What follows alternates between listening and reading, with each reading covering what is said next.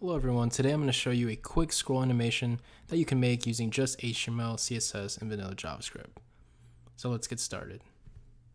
As you can see here, I've already created an index.html, a styles.css file, and index.js file.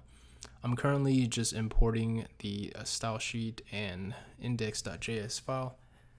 And as you can see here, I'm going to start creating some of the HTML code here where I'm going to be putting a header on the left, as you can see from the animation earlier, for the first section of the scroll, as well as creating the HTML required for the second view screen in the scroll. So as you can see there, no CSS is added yet, but currently adding the classes.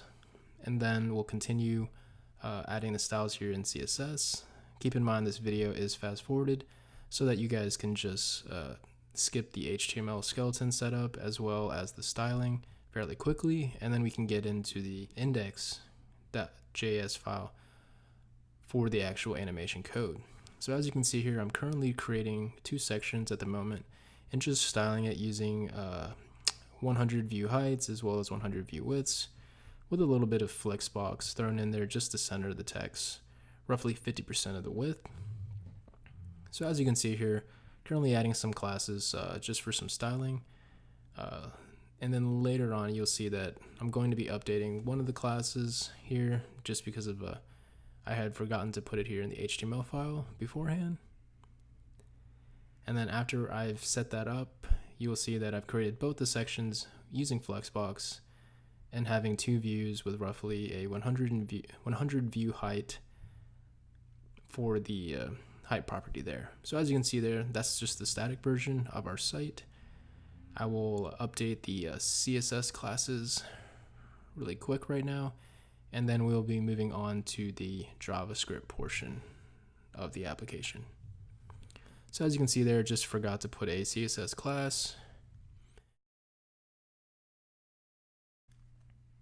So here we are in our index.js file, creating a quick variable called box and grabbing the element ID animate-box. Then we have to create variables to get the initial height of the screen. So we have our initial position variable here set at 0, as well as a scroll position variable set to the height of the window. I'm going to set the initial position variable equal to scroll position, and then create an event listener window that add event listener and listen for a scroll.